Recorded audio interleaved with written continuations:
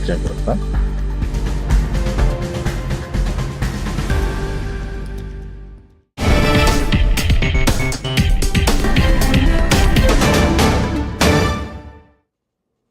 Tocou o alarme, tá na hora de Flash News aqui na BMC, então chega mais, seja muito bem-vindo, seja muito bem-vinda a essa nossa edição do dia 4/4 de 2025, né? Hoje é sexta-feira, dia 4 de abril aí de 2025 e hoje eu vim no meu look all black, aqui no meu look todo de luto, por quê? Porque o mercado financeiro, gente, morreu, tá? Morreu hoje, infelizmente, sexta-feira, dia 4, porque olha, o dia tá muito ruim, viu? Marcado principalmente por uma tensão aí, por causa justamente da escalada da guerra comercial entre Estados Unidos e China. Vamos tentar resumir, pessoal. A China respondeu às tarifas do governo Trump com uma retaliação forte. Aplicou uma tarifa de 34% sobre todos os produtos americanos. Isso acendeu de vez o alerta dos investidores sobre o risco de uma recessão global. E os reflexos, obviamente, foram imediatos. Nas bolsas internacionais, o tom foi totalmente negativo. No Japão, o índice Nikkei caiu quase 2,8%, chegou ao menor patamar desde agosto do ano passado. Na Europa, o cenário também foi de queda forte. O estoque 600 despencou mais de 4,5%. E em Milão, o FTSE/MIB, FTSE/MIB, teve uma das piores performances, caindo mais de 7%. Lá em Wall Street, os índices futuros abriram indicando uma sessão de perdas pesadas, tudo por conta dessa aversão a risco que tomou conta do mercado. E aqui no Brasil, isso não foi diferente. O Bovespa começou o dia com uma queda de pouco mais de 2%, bateu na faixa dos 128 mil pontos e essa queda só está se ampliando. A maioria das ações ficou no vermelho, mas tem um destaque positivo, um único destaque positivo curioso, inclusive, do dia. O Carrefour está disparando mais de 11% por conta do aumento do preço de resgate das ações de processo de fechamento de capital. Foi praticamente a única exceção, inclusive, desse dia inteiro, tá? No mercado de commodities, o petróleo derreteu, o Brent caiu mais de 6%, o WTI está caindo mais de 6,3%. Isso impacta diretamente ações de Petrobras, que estão caindo mais de 4% hoje. Vale também sofrendo hoje, acompanhando o clima negativo das commodities metálicas. E no câmbio, o dólar está disparando mais de 3%, passando dos R$ 5,80, já que os investidores estão correndo para ativos considerados mais seguros diante de um cenário tão turbulento. E para fechar, teve um alívio pontual na inflação. O IGP-DI veio com uma queda de 0,5% em março, o que trouxe um pouquinho de respiro, mas nada que mudasse o humor no dia. Então deixa eu chamar meu grande amigo aqui, Caio Augusto, economista do Terraço Econômico, que está comigo nessa sexta-feira. Caio, seja muito bem-vindo novamente ao nosso Flash News. Boa tarde, Rafa, e realmente não está sendo um dia fácil, né? Depois de um dia que já não foi muito fácil, na verdade foi o pior dia, que foi ontem. Pois é, o mercado morreu, né? Não tem jeito, aí tá tudo em queda hoje, realmente tá uma situação desesperadora. E aí era para entender, eu queria entender um negócio. Em teoria, de acordo com ontem, o nosso mercado estava até que no 0 a 0 estava bem, porque a gente estava escapando legal das tarifas norte-americanas e estava tudo certo, né? Eles tinham dado 10% para a gente tarifava eles em 10%, então ficava meio que naquele 0 a 0, tudo bem, tudo legal, tudo maneiro. Agora, o Ibovespa também está sofrendo junto com as outras bolsas globais. O que justifica tudo isso? O que esse cenário que a gente está olhando na macroeconomia, Caio? A gente pode dividir esse cenário que nós estamos observando em 3 partes: o curto prazo, o médio prazo e o longo prazo. No curto prazo, é isso que a gente está vendo. Uma coisa que é muito importante a gente sempre lembrar quando a gente fala do mercado financeiro é que as empresas, elas existem de verdade, elas não são só papéis que sobem e descem na bolsa. Por que é importante lembrar isso?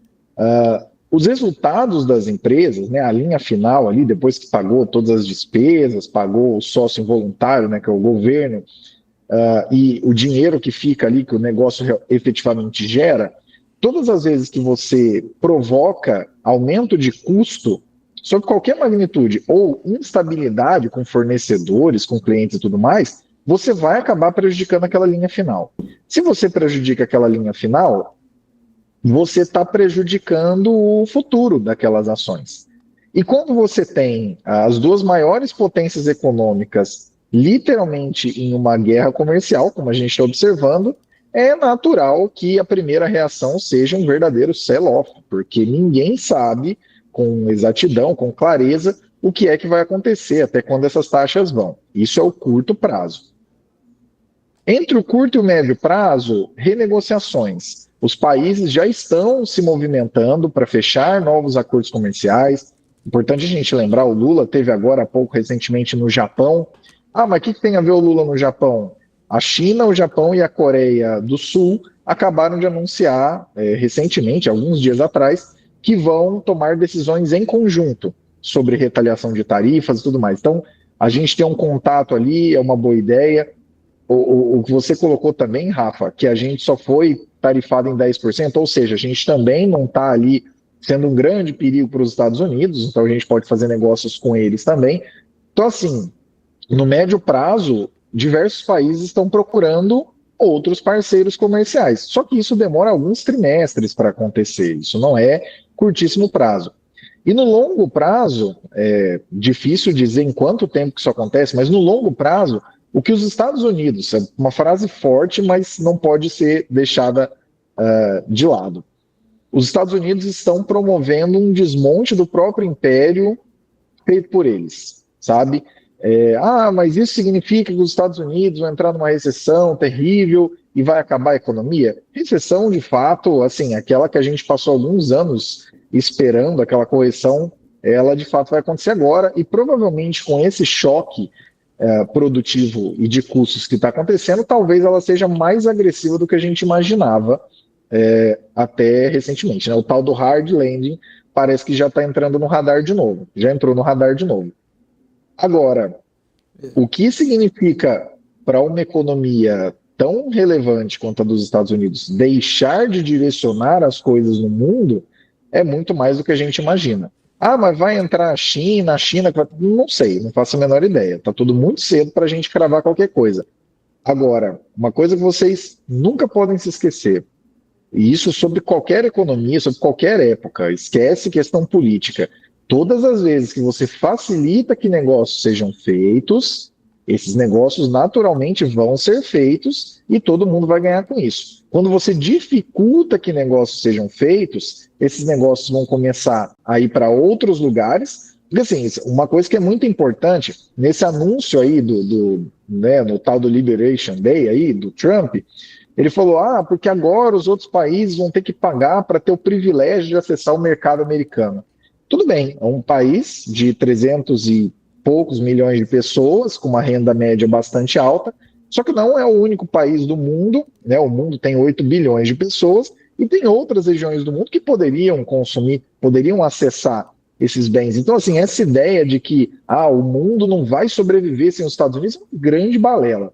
Isso é só um jeito que ele está dizendo nas entrelinhas que os Estados Unidos realmente não vão definir os rumos do mundo como fizeram do pós-Segunda Guerra até agora, ou até a pandemia, até bem recentemente.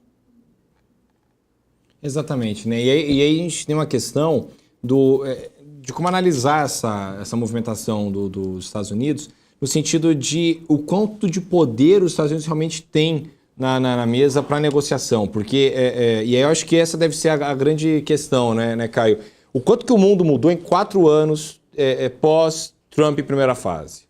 Porque na primeira fase dele, lá no primeiro mandato, ele tinha algumas cartas na manga, ainda tinha uma certa dependência do planeta em relação aos Estados Unidos. Hoje, você está num pós, né? Você está aí numa guerra da Ucrânia, por exemplo, que os Estados Unidos tentou colocar sanção na Rússia e a Rússia pouco se afetou com isso. A gente está há quase 4 anos de guerra, se não me engano, 4, 5 anos, ou seja, pouco mudou. A China hoje é líder mundial em tecnologia, o próprio Trump fala isso. Então, o quanto que isso pode acabar sendo um tiro no pé do próprio Trump em relação aos Estados Unidos, né? Ou seja, tentar retomar essa importância, força, de maneira até meio estatal, se você for pensar, né? Uma lógica de nós, estadistas e tudo mais, colocar fábrica para dentro e tudo mais. Isso acaba sendo um tiro meio que no pé no mundo que é tão globalizado hoje, igual o nosso, que você precisa de relações boas com outros países para fazer negócio e fazer dinheiro. Rafa, tem uma chance muito grande disso dar errado. E eu não vou nem entrar muito no mérito, dá para as empresas voltarem a ter fábrica nos Estados Unidos. Eu vou só jogar um exemplo bem fácil para você. O salário mínimo nos Estados Unidos hoje, considerando aí por hora, ele está em 14, 15 dólares por hora. Fique com essa informação. De 0 a 10, qual a chance que vocês acham que tem da fábrica da Nike, que hoje monta tênis na Índia a $1,50 por dia, fazer isso que seja esse salário mínimo, $14 por hora nos Estados Unidos. E mais, caso a Nike faça isso, para onde vocês acham que vai o preço do tênis? Gente, uma coisa que a gente tem que ter muito claro é o seguinte: ninguém faz negócio a mais e paga mais caro apenas para ser patriota. Isso é uma coisa que só existe na cabeça de quem efetivamente sai ganhando com isso, entendeu? Para a pessoa que está do lado das barreiras comerciais, porque, tá vendo, agora eu não vou competir com esses produtos aqui que são melhores, são mais baratos, para essa pessoa tá ótimo. Essa pessoa você nunca vai ver reclamando. Agora, não se esqueçam, se você dificulta fazer novos negócios, o resultado é muito simples. Esses negócios vão ser feitos em outros lugares. Voltando, inclusive, para esse exemplo da Nike, que caiu bastante desse anúncio para cá. Gente, no mundo não existe essa questão de um país tem uma cadeia inteira verticalizada dentro dele. Isso não existe. O que fez o mundo avançar tanto em termos de comércio global dos anos 90 até a pandemia foi justamente a concepção de que uma parte poderia pensar, uma parte poderia desenvolver, uma outra parte poderia trazer os insumos, outra parte montar e o mundo inteiro se beneficiar disso. Entendeu? Hoje em dia, beleza, por uma questão de segurança, temos aí a movimentação do reshoring, né? Olha, você ter toda a sua fabricação só na China é complicado, porque é um país pouco transparente, com as regras que coloca, né? Quem aí não se lembra na época da pandemia, fechou uma cidade de 10 milhões de pessoas. Mas qual que é o critério para voltar? Não sei. Nossa, mas a minha fábrica está lá, o problema é seu. Entendeu? Então, assim, por esse tipo de coisa, por um problema de transparência muito grande, a China peca muito, né? Tanto é que é por isso que eu digo, a China que vai entrar no lugar? Não sei. Tá muito cedo para afirmar. Agora, cara, a chance disso aí dar errado é muito grande. E assim, me entendam, eu não estou falando de mercado, tá? O mercado americano estruturalmente é o mais maduro do mundo e é o maior do mundo. Provavelmente daqui umas semanas ou no máximo alguns meses, já vamos começar a observar a recuperação. Agora, estruturalmente, lembra daquilo que eu falei no começo do primeiro assunto, aquela linha final, o quanto o negócio entrega. Se tiver choque de custo, se esse choque de custo ficar na mesa e você não conseguir reverter, é inflação para cima, PIB para baixo e o dinheiro vai para outro lugar. Simples assim. E dinheiro longe, né? Não tem jeito. Caio, queria muito agradecer a sua presença. Te vejo numa próxima aqui no nosso Flash News, hein? Muito obrigado, meu querido, e até a próxima.